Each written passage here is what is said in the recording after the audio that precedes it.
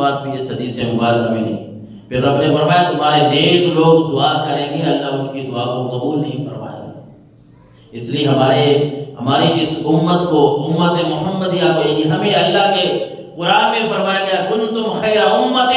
اخرجت للناس تأمرون بالمعروف وتنہون عن المنکر۔ اے نبی آپ کی جو امت ہے یہ بہترین امت ہے،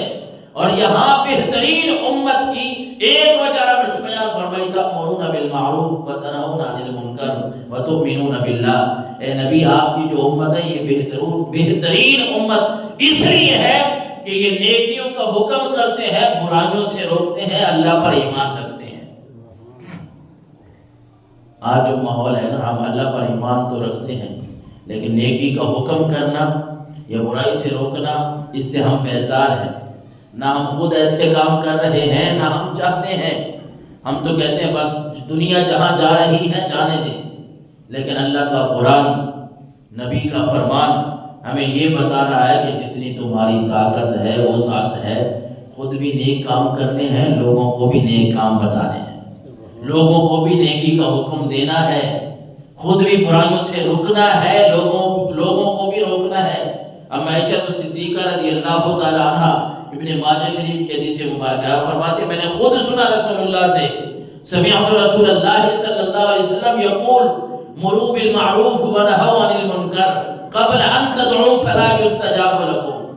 اللہ کے نبی نے فرمایا، عائشہ صدیقہ رضی اللہ تعالی عنہ فرماتی ہیں لوگوں میں نے خود تاجدار کائنات سے سنا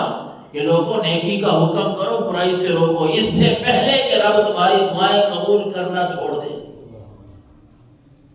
بہت ساری وجوہات ہوتی ہیں ہماری عبادت کے قبول نہ ہونے کی۔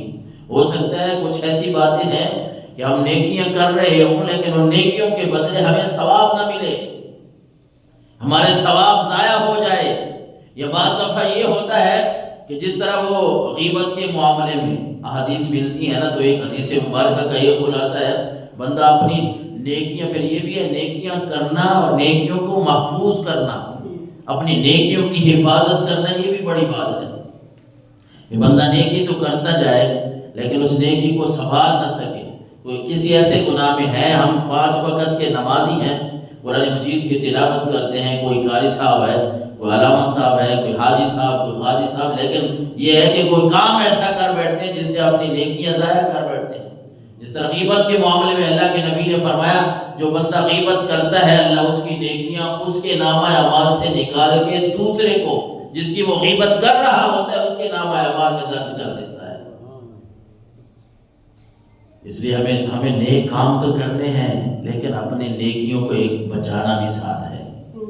اور ساتھ اللہ کے قرآن پہ عمل کرنا ہے جو رب نے ہمیں فرمایا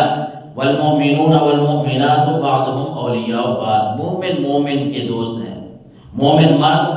مومن عورتیں، مرد مردوں کے، عورتیں عورتوں کی خیر خواہی، ایک دوسرے کے جو رفیق ہیں نا وہ مومن ہیں۔ مومن ایک دوسرے کے رفیق ہے، ایک دوسرے کے سنگی ساتھی ہیں، ایک دوسرے کے دکھ سکھ میں شامل ہونے والے ہیں۔ کوئی مومن یہ برداشت نہیں کرے گا کہ میں خود اگر اچھا ہوں تو میرے گھر والے برے ہو جائیں، میں خود اگر نمازی ہوں میرے بیٹے نمازی نہ ہوں، میں خود قرآن کی تلاوت کرنے والا ہوں، میں خود دھوکہ دینے والا نہیں ہوں،